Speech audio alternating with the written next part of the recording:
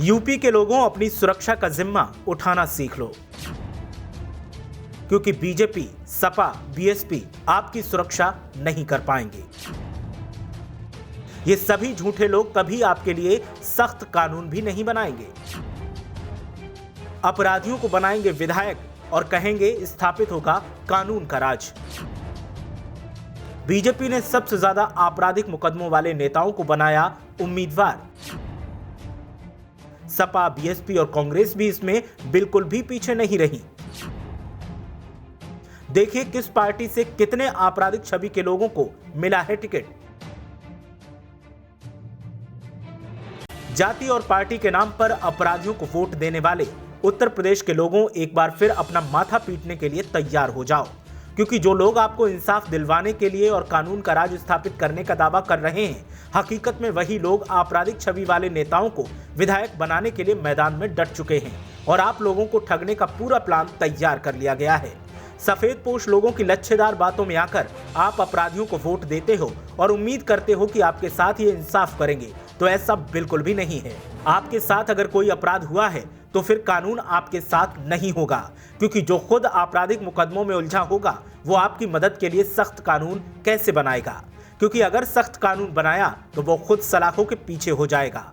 आप सोचते हैं कि बीजेपी कानून का राज स्थापित जरूर करेगी या फिर सपा और बीएसपी तो पक्का आपकी मदद के लिए कोई न कोई सख्त कानून बनाएगी, तो आप बहुत बड़ी गलतफहमी का शिकार हैं, क्योंकि यूपी की सियासत के हमाम में सारे दल नंगे ही दिखते हैं, क्योंकि अपराधियों को टिकट देने में कोई पीछे नहीं है।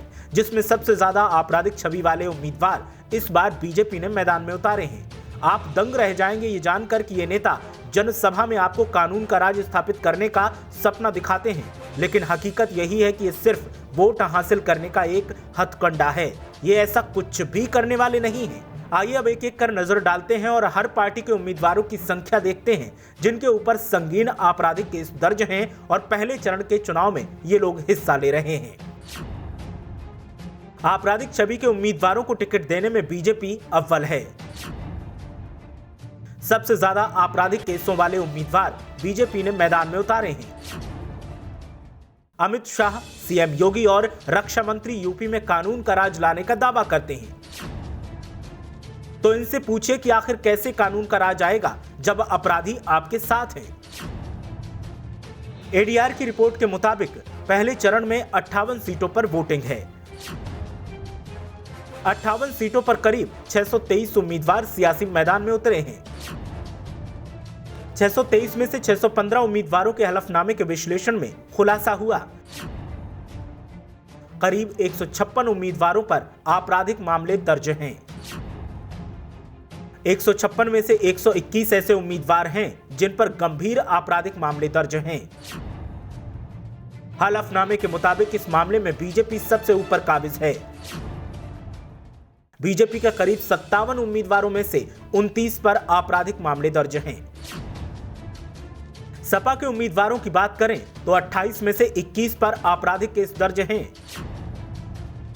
आरएलडी की बात करें तो 29 में से 17 उम्मीदवार आपराधिक छवि के हैं। कांग्रेस के 58 उम्मीदवारों में से 21 पर आपराधिक केस दर्ज हैं। बीएसपी के 56 में से 19 और आम आदमी पार्टी के 52 में से 8 उम्मीदवारों पर केस दर्ज हैं। इन नेताओं में उन मंत्रियों का भी नाम शामिल है जो उम्मीदवार हैं और केस भी दर्ज हैं। तो आप अब खुद अंदाजा लगाइए कि जो छाती पीट पीट कर आपसे वोट मांग रहे हैं और इंसाफ देने का दावा कर रहे हैं, हकीकत में वो खुद अपराधियों की कतार में ही शामिल हैं। और जब ऐसे लोगों को आप वोट देंगे तो फिर आपको इंसाफ भला कैसे मिल पाएगा और कौन आपकी सुरक्षा की जिम्मेदारी लेगा। ऐसे में अब आवाम को खुद जागना होगा और आपराधिक छवि वाले उम्मीदवारों को चुनावों में बहिष्कार करना सीखना होगा। साथ ही साथ जाति और धर्म से ऊपर उठकर ऐसे दलों को भी आईना दिखाना होगा जो आपको अपराधियों को मैदान में उतारकर सिर्फ और सिर्फ ठगने का काम करते हैं।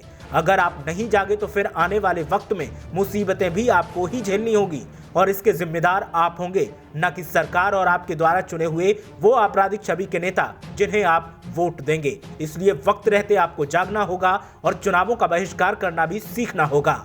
ब्यूरो रिपोर्ट, मीडिया हलचल।